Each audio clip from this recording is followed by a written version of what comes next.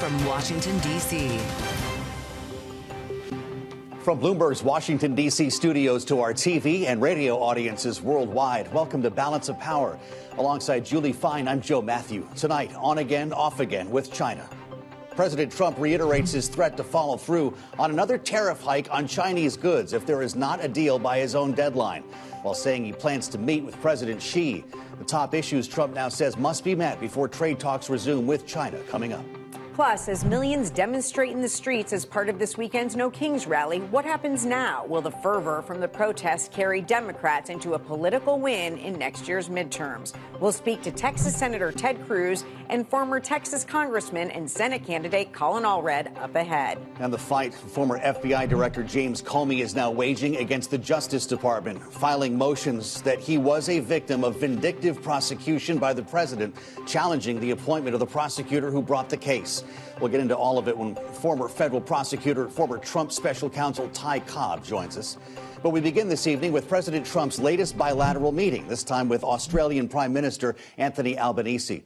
The two leaders signing an agreement to boost access to critical minerals and rare earths as the U.S. looks to reduce reliance on Chinese supplies. The deal includes Australian processing of rare earths, and the countries pledging to protect their domestic markets from unfair trade practices, with each agreeing to pay more than $1 billion over the next 6 months for initial projects. Joining us now with the latest, Bloomberg's Wendy Benjaminson, who's live here in our Washington bureau. Wendy, as Marjorie Taylor Greene puts it, it's been a revolving door of world leaders at the White House. This is just the latest, so many of them with an eye on China. That's what we're talking about today when you consider the AUKUS agreement over submarines, the supply and processing of rare earths. This is about Beijing, right? Absolutely. It's about Beijing.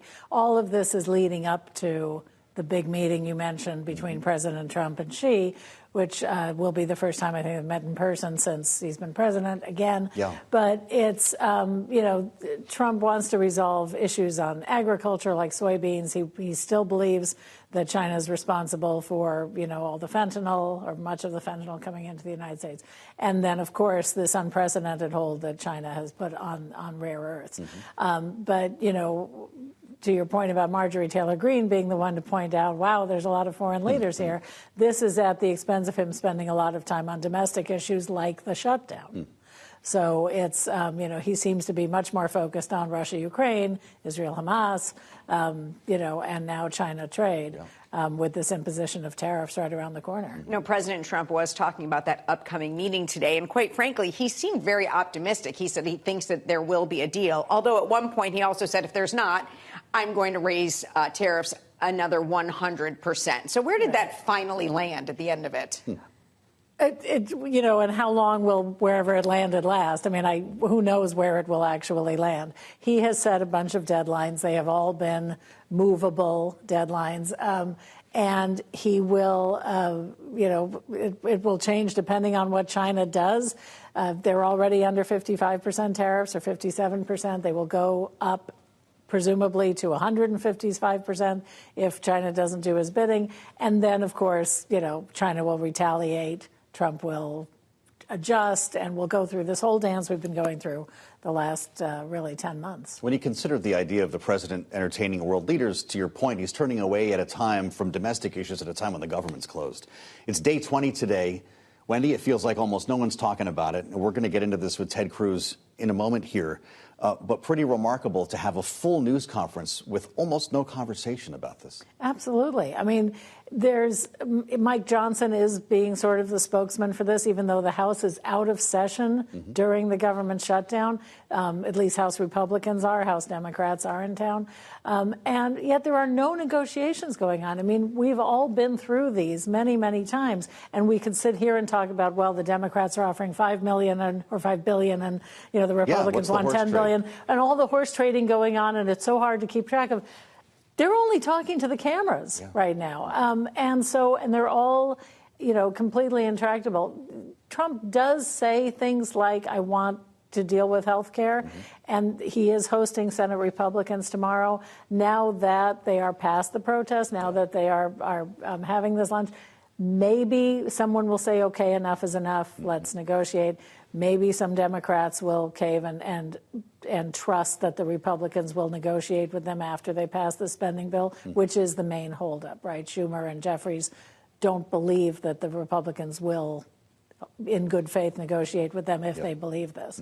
So, yeah, but it is remarkable how foreign policy has just taken over the conversation. How true. Wendy reminds us, a Senate Republican lunch at the Rose Garden Club tomorrow. We'll be talking more about it. Wendy Benjaminson, thank you.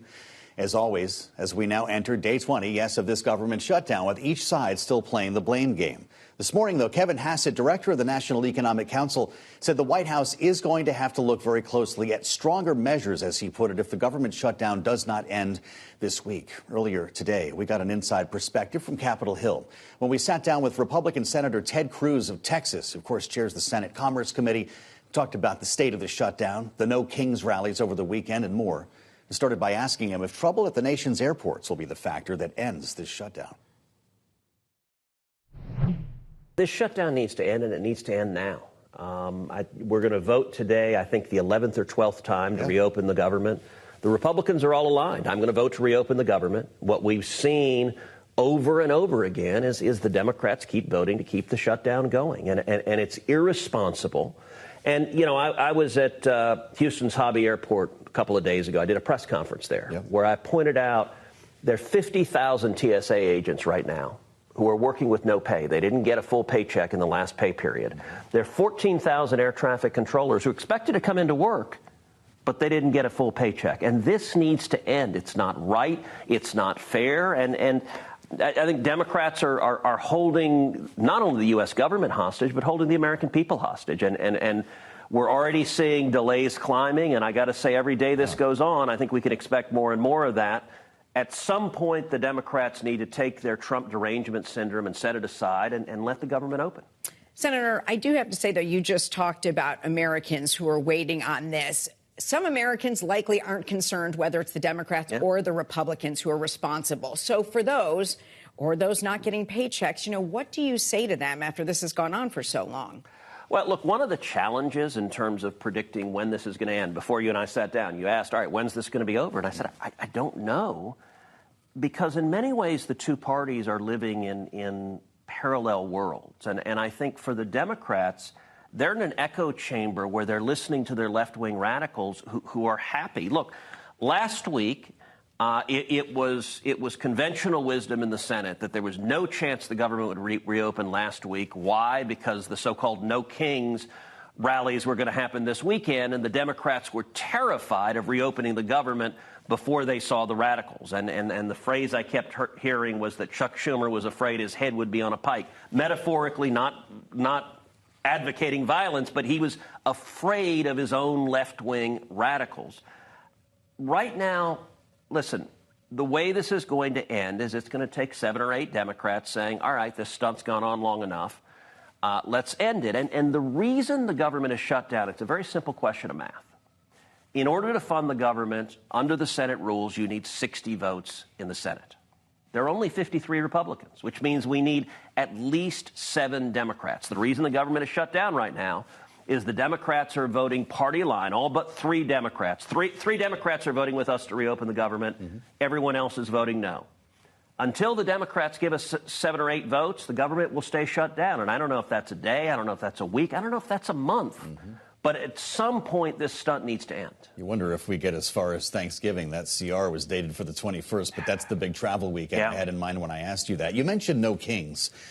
Pretty incredible optics from over the weekend and the number of cities involved. We're told that it was some 7 million people, and I know that there was a lot of talk and concern ahead of these that there might be rioting, that violence could break out. Were you encouraged to see them be peaceful? Listen, I was glad that there were not significant acts of violence. That's certainly a positive development. We've seen other rallies, the Black Lives Matter and Antifa rallies that turned into violent riots that resulted in a lot of people being injured, stores looted, police cars firebombed. During COVID. During COVID. Yeah. So I was grateful that these did not play out that way.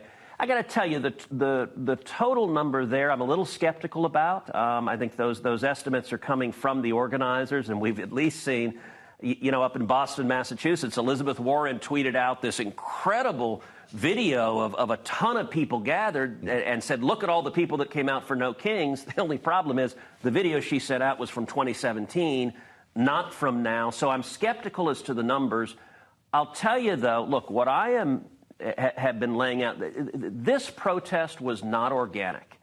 Actually, my podcast today, I do a podcast every week, Verdict with Ted Cruz. Yeah. Today's podcast is actually bringing the receipts that these protests, they were not organic. One of the things that was striking is they were almost all old white people. They're basically boomers in mass, which was fairly amazing.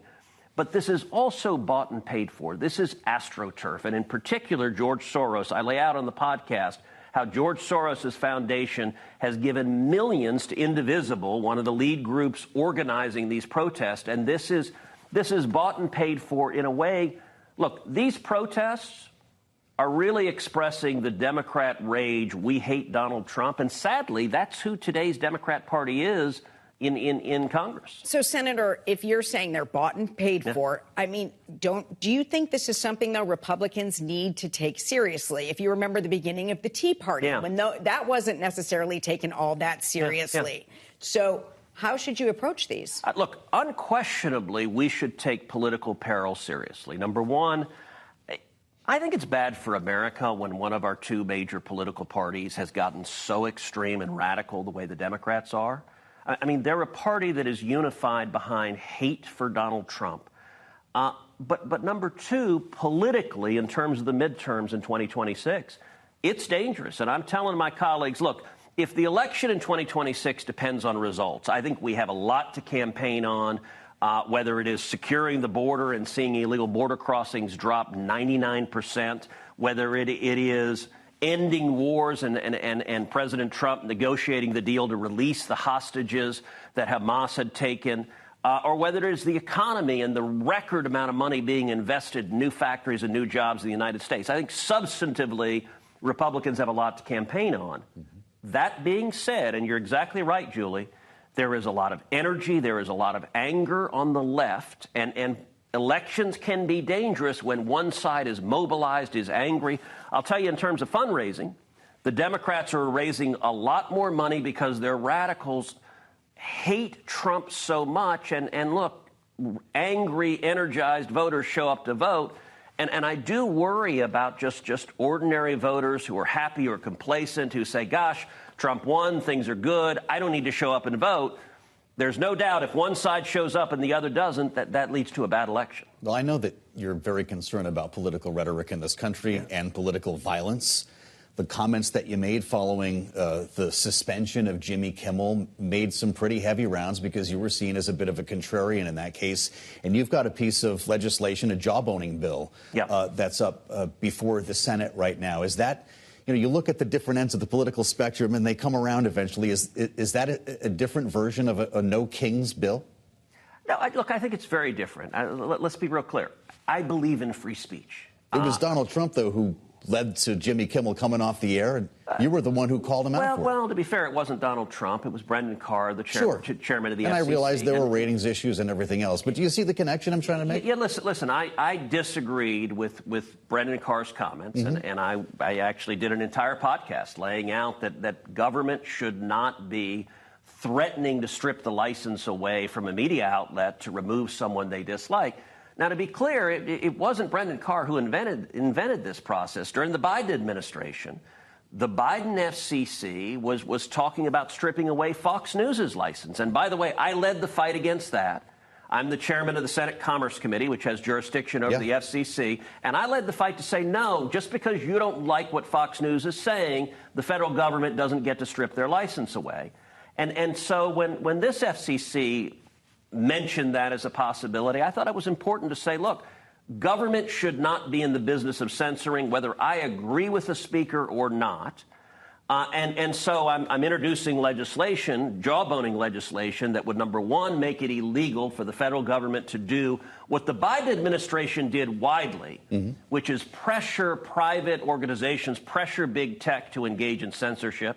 But it also will create a right of action, an ability to sue if the government pressures, if the government jawbones big tech or a media organization to censor someone, it creates damages or a right to seek damages for someone who's been censored, because I think we should protect free speech whether we agree with or disagree with the speaker. Well, it's interesting we talk about licenses, too, and of course that's a pretty small slice of the media landscape, the political media landscape with cable news and everything else going on right now. But I have to ask you about NASA. We're spending a lot of time on your Commerce Committee here.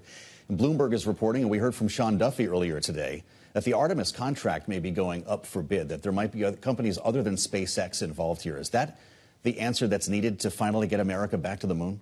Well, listen, I don't know what NASA is going to do. I will say I think Sean Duffy is doing a fantastic job as the acting administrator. He's really dived into the role.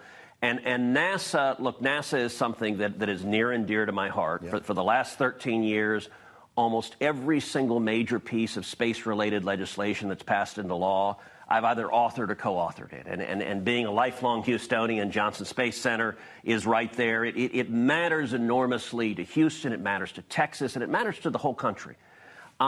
One of the most important parts of the One Big Beautiful Bill that Donald Trump signed into law on the 4th of July is a provision that I wrote that funds $10 billion for NASA to go back to the moon. And it funds Artemis, it funds going back to the moon. And we're in a race. Look, there's a unifying theme behind all of the legislation that I'm fighting for in the Commerce Committee, and that is producing jobs and beating China. And we need to beat China going to the moon. China has stated they intend to go to the moon by 2030, and we cannot lose the race to the moon. In my view, if we wake up in a few years and see China on the moon, see China establishing a base on the moon, I think it would be a blow to America that would make Sputnik seem mild. And I'm going to do everything humanly possible to prevent that from happening. And I will say, Sean Duffy, I had dinner with Sean last week. I think he really is diving in and is committed. We will go to the moon and we will beat China. That is very good for America. And that was Republican Senator Ted Cruz of Texas speaking with us earlier this afternoon. Coming up, a first look at former FBI Director James Comey's defense. We'll discuss with Ty Cobb, former special counsel to President Trump, up ahead. Also, will there be a political impact after the No Kings protest this weekend? Former Democratic Congressman Colin Allred joins us. That's next on Balance of Power on Bloomberg TV and Radio.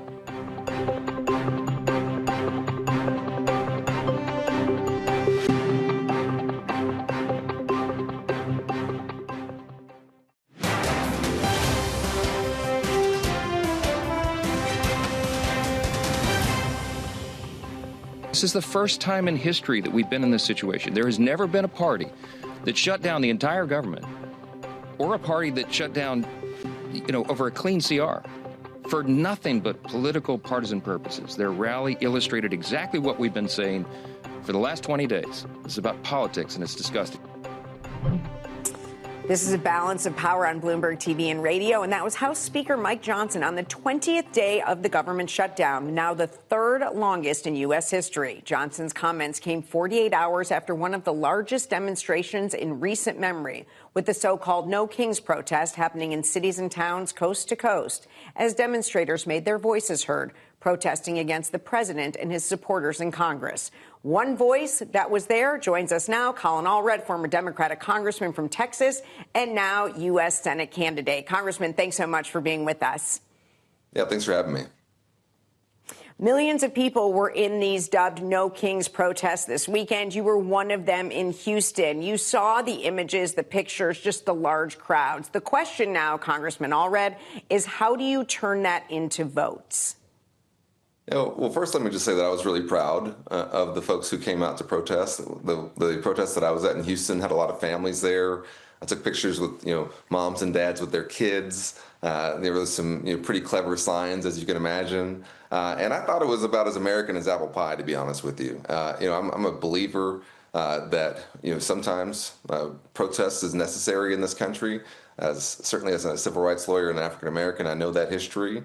But you're right. We have to take that, not just in terms of protest, but then make it into action in terms of voting, and then try and get policy to try and respond to what I think folks are going through and what they're worried about. And what I saw, at the No Kings protest in Houston was a bunch of folks peacefully protesting, but also with an idea in mind that they weren't just going to stop there. They're going to take that into the next election. We just talked to Senator Ted Cruz about this, and he said, unquestionably, we should take political peril seriously. President Trump said nobody showed up, and those who did looked whacked out. And I don't know if you saw folks wearing T-Rex costumes or if they were dressed like hot dogs where you were, Congressman. But we did see quite a bit of character and color out there. The idea, though, that as the president suggested that they did not represent America says what to you? Yeah, well, it's pretty hot in Houston still, so we might not have as many of the full-on costumes as you would in other places at this time of year. But there were definitely some colorful folks out there. But like I said, I saw folks also bringing their kids in little red wagons. So I thought it was very organic, and folks, I think, came and they were thanking me for coming, quite honestly. Because they were just looking to have some way to express themselves outside of just, I think, doom scrolling on their phones. And I think they felt a sense of community. I think they felt a sense that they were not alone and that their concerns were shared by others. And I think it was something that there are some things that you don't plan for and that are much more organic and just happen. You can try and have a rally or response to something, but what really happens is when folks are fed up, then they show up with what they vote with their feet. And to spend part of your weekend walking around the heat in Texas for thousands of folks to do that and to do it peacefully, I think says a lot. Interesting. Senator Cruz, I think, referred to it as AstroTurf in this case. So, Congressman, we've got a government shutdown that's now on day 20, and we'd love to ask you about your campaign for Senate. In this case, would you be one of those Democrats who broke ranks to vote to reopen the government if you were in the Senate? Yeah. Well, listen, I hate shutdowns as a rule. When I was in Congress, I was sworn in during a shutdown, and we introduced a bill pretty quickly thereafter called the SEAS Act. It was called the Shutdown to End All Shutdowns Act, and we were trying to make sure that if this did ever happen again, that the members of Congress and senators would feel the same pain as working people out there who are not getting paid. But in this case, Republicans have the power, and the Speaker of the House has spent a month not calling the House back into session. They have the power to negotiate this and say, listen, we know that we need your votes, and we want to make sure that we are in consultation and negotiation the way things have always been done. And I'm sorry they have not used the power that they have to try and protect folks' health care, which is what I think Democrats are standing up for. We have 4 million Texans, 4 million here, who are in the Affordable Care Act exchanges. I just got an email from some of the associations that I'm a part of saying that with open enrollment is going to be starting next month, and saying to expect dramatic increases in your costs and in your premiums. In some cases, we may see those double. And if you see costs go up that much for your premium, that's basically the same thing as not having health care at all. And so I think this is very clear and very straightforward. I hope Republicans will come to the table and negotiate and try to make sure we can end this shutdown as soon as possible.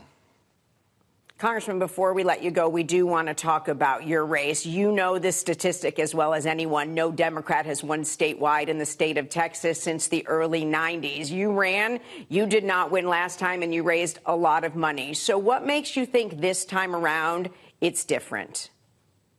Well, listen, what I've been trying to do is make sure that we reorient ourselves around what I think working folks are going through. And I think there were a lot of promises made to working people in the last election about their costs were going to go down, that inflation was going to go away on day one.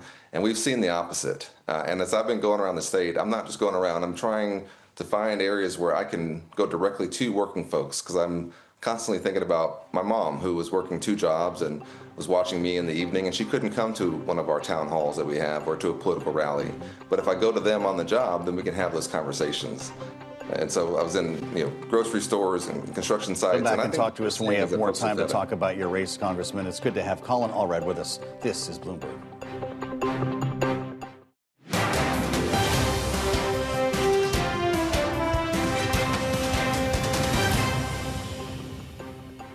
This is Balance of Power on Bloomberg TV and radio. Alongside Joe Matthew, I'm Julie Fine. Wall Street traders drove stocks higher amid solid results from corporate America, while tariff tensions between the world's 2 largest economies cooled.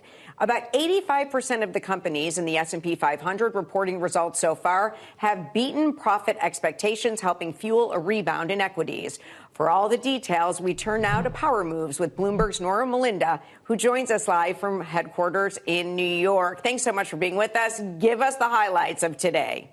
Well, Julie, as you mentioned, green all across the screen, at least when you look at the equity market. All three major indexes pointing higher, up more than 1% at the closing bell. And you really are seeing a lot of people looking toward the idea of the cooling tensions between the U.S. and China, but also really just digesting all of the corporate earnings that we're really getting here. If you look at U.S. Treasuries, we did see yields on the U.S. Treasuries falling as we were at the closing bell today.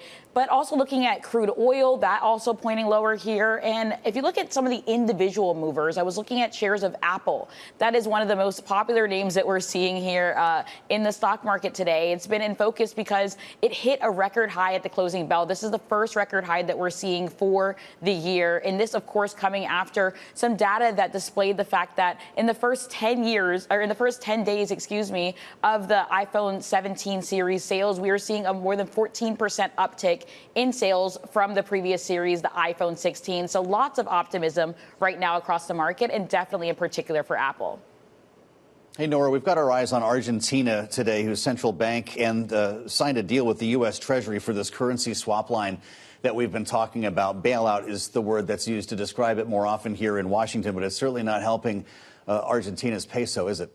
It is not helping the Argentinian peso at all. We are seeing some weakness there in the Argentinian peso here, as you can look here at the chart. This, of course, after the finance secretary said that the government planned to buy back sovereign bonds to reduce financing costs for the indebted nation. So this is obviously going to be a conversation that continues to evolve here. We did see bonds, of course, jumping late in trading this Monday, but people are seeing this announcement as positive for some, but it definitely just has some underlying questions and doubts that still remain here, Joe.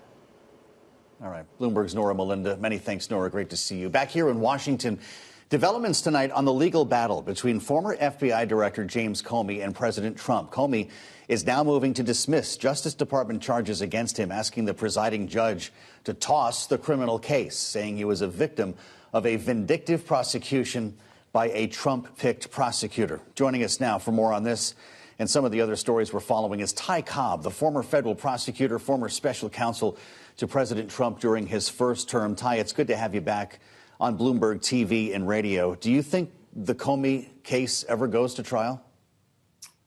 Thank you, Joe. Great to be with you and Julie. I don't believe it goes to trial. I think the vindictive prosecution motion, I've read it. It's powerful. It couldn't have been better pled. Vindictive prosecution is a technical hurdle for defendants. There's probably never been a vindictive prosecution quite as vindictive as the Comey prosecution. You would think it would succeed. It's a closer call, in my view, than the illegal appointment of Lindsay Halligan, which I think is a potential rifle shot to the heart of the case, because her appointment is so out of bounds in terms of what the statutes require. And I don't think the government has an effective response other than to say that Trump's all powerful and they should do what he wants. And I suspect that is the response you'll see, is a full-on Article 2 response saying that the statute's unconstitutional and he has the power to do whatever he wants, which I don't think is a winning response. I think it does not go to trial. I think it will be dismissed. But if it does go to trial, Pat will wipe the floor with the prosecutors they had to travel 200 miles to find. Now that you've seen this vindictive prosecution being used, do you expect others, political adversaries of President Trump, to use it as well? Oh, yes. I don't think everybody's going to be as effective as Comey's motion. I think Letitia James has a better, stronger vindictive prosecution case probably than Comey does, but Comey's is an A. Hers is probably an A+. I don't think Bolton can succeed just because his case really goes back several years, and he was advised by a federal judge who litigated the book issue in 2020 that he had likely exposed himself to criminal prosecution. So I think he's got a little bit less of a chance just because of the high bar that is presented by a vindictive prosecution case law. But there's no question that he would not have been indicted if Trump was not president. Well, we've already named a couple of names here, Ty Cobb. There are others the president mentioned in his direct message that he ended up posting to the Attorney General. That was to Pam, if you remember. Listen to the president here from a couple of days ago, speaking about political crimes, and we'll have you respond. They have committed massive political crime. I hope they're looking at Shifty Schiff. I hope they're looking at all these people. And I'm allowed to find out. I'm allowed to, I'm, in theory, the chief law enforcement officer. But I have a very good, talented group. This is about something else. But I hope they're looking at political crime, because there's never been so much political crime against a political opponent as what I had to go through. The chief law enforcement officer line is one thing, Ty Cobb, but the fact that he's mentioning Adam Schiff repeatedly in that message and again on the microphone in the Oval Office, what would you be doing to prepare if you were Adam Schiff's lawyer? I'd be, preparing to buy some red ties and dark suits and, get ready for court appearances. I do think that, he desperately wants him to be indicted.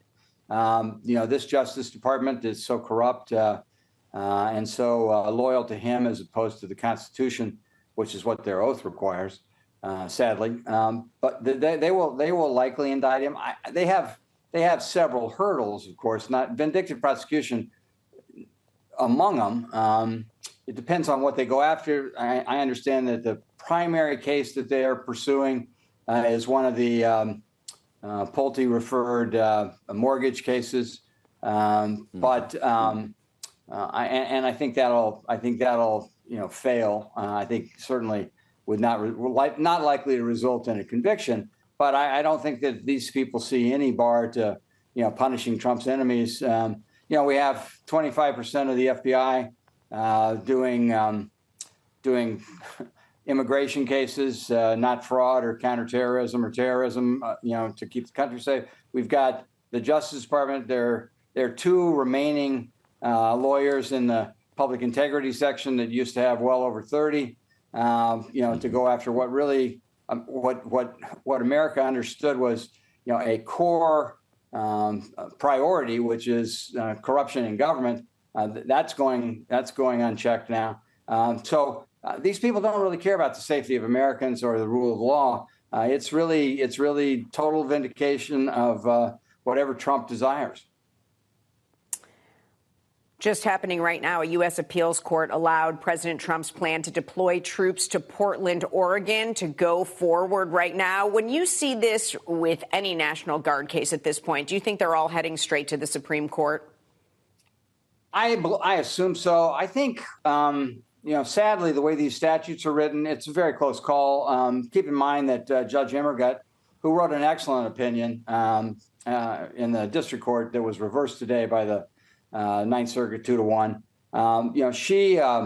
She excluded a lot of evidence because it went back to June or July. The court today concluded that was erroneous and had to be considered, and that because of certain circumstances on the ground under 12406, which is the statute that was under consideration, that the low bar that it requires probably had been met, but not for the reasons that they articulated. I will say it's really a poorly analyzed majority opinion. I think the dissent is powerful, principled, and aspirational. It may be wrong in terms of the inevitable result, but it's a much better legal explanation of what's really going on and how crazy it is that Trump, based on 5-year-old videos of what happened in Portland, was talking about it being a war-torn city.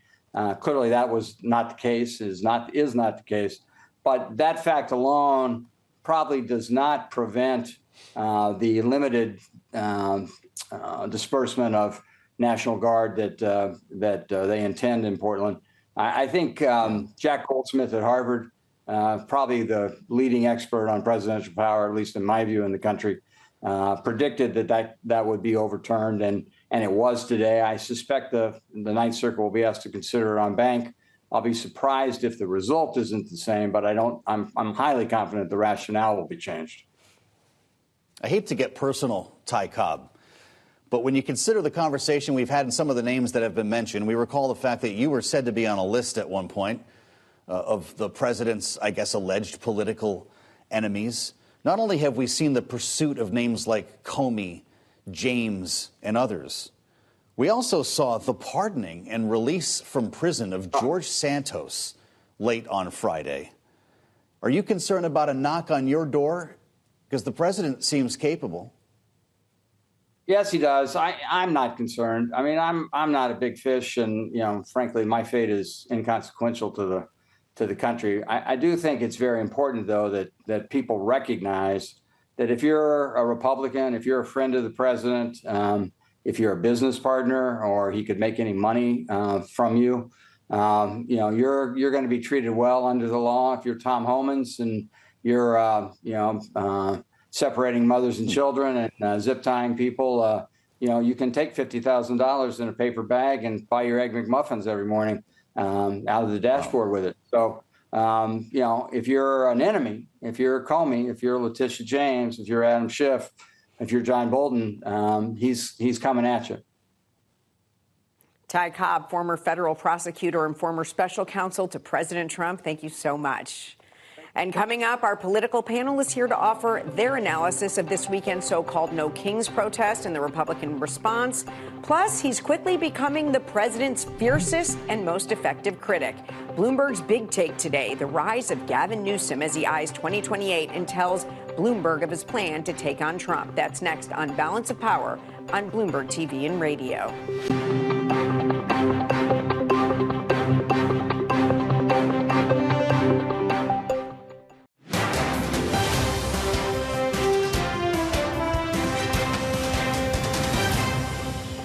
This is Balance of Power on Bloomberg TV and Radio. Alongside Joe Matthew, I'm Julie Fine. We'll turn back to the reaction from this weekend's No Kings events. But first, here are the stories we're watching in today's Power Brief. The Louvre Museum in Paris was closed after several pieces of invaluable jewelry were stolen in a brazen robbery.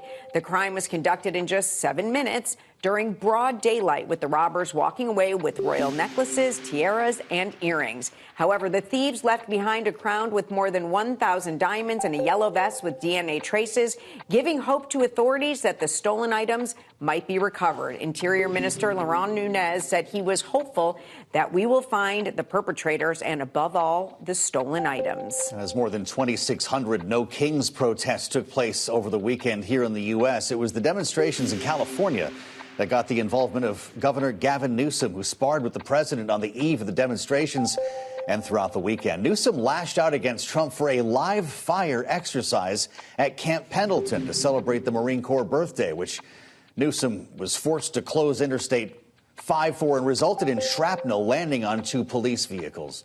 It's just one of several skirmishes between the two leaders over the last several months as Newsom looks to seize on his role as a major Trump critic, waging regular social media attacks against the president, often in his style, and advancing Prop 50 to redistrict the state.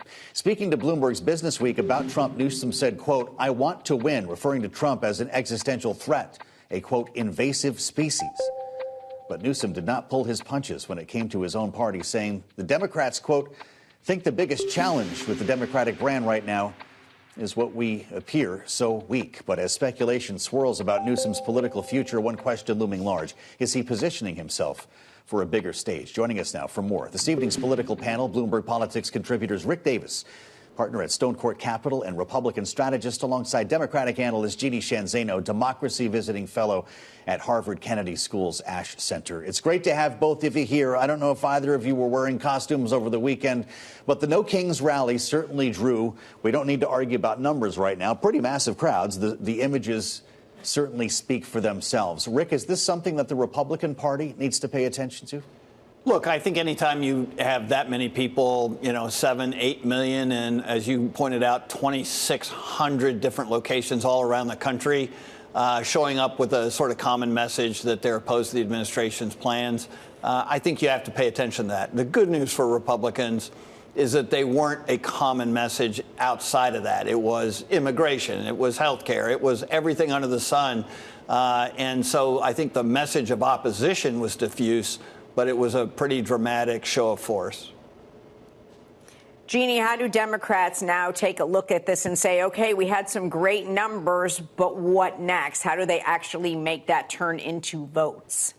Yeah, we're going to see a test of this when we see the big elections coming up in Virginia, New Jersey, and of course the New York City mayoral race in just a few weeks. So we'll see how some of this energy on the ground, and to Rick's point, it is big energy. 7-8 million people, about 2% of the United States population. That is a huge number. But they have to, for Democrats, translate this not just into the poll numbers in these upcoming elections in a few weeks, but also into a message that is broader than Donald Trump. Right now, many people are coming out because they are frustrated with what they see as tremendous executive overreach, and they are anti-Donald Trump. And what the party needs to do, and people like Gavin Newsom, who you were just talking about, is to translate that into a positive message. What are these folks for? And that is something that we haven't seen articulated yet, but I think we are starting to see the beginnings of it, even with the shutdown and this issue of health care for all. The president was not impressed. He was asked about this on Air Force One. Rick, here's Donald Trump on the No Kings rally. I think it's a joke. I looked at the people. They're not representative of this country. And I looked at all the brand new signs paid for, I guess it was paid for by Soros and other radical left lunatics. It looks like it was. We're checking it out. The demonstrations were very small, very ineffective, and the people were whacked out. When you look at those people, those are not representative of the people of our country. I'm not a king. I work my off to make our country great. That's all it is. I'm not a king at all. He has said that before, Jeannie, that he's not a king, although he was seen and, in fact, posted a video, an AI-generated video. There have been a lot of them lately of him actually wearing a crown, flying a fighter jet that dumps manure on American cities where these protests are happening. If you're with us on Bloomberg TV, there's the pleasing imagery that the president put out this week. What's going on here, Rick? Donald Trump claims to be a man of the people. Yeah, look, I mean, it kind of harkens back to what Hillary Clinton said about Trump supporters back in the 2016 election, that, you know, these were deplorables.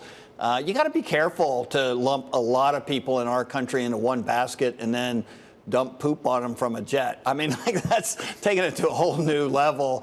And that is different. And a lot of folks are going to be offended by that who didn't show up in these protests. And so I think painting this with one large brush is probably not the most strategic way to do it, but that is the Donald Trump method.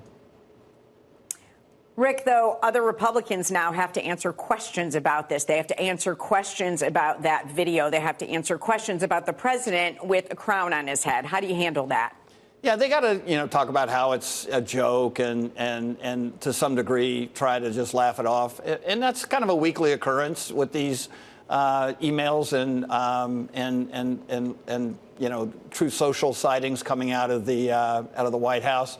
It's very hard for them. I talked to a lot of guys, and they're like, the last thing they want to do is go to a town hall the day after something like that hits and have to explain it. And you can only tell people so much that the president has an interesting sense of humor. After a while, it gets a little boorish. Yeah, you wonder who's giving them as well. Is there a thumb drive? How do they get the videos to Donald Trump so he can post them? Jeannie, I've got to ask you about Argentina. And by that, I mean the bailout of Argentina. It also came up on Air Force One as the president was making his way back to town.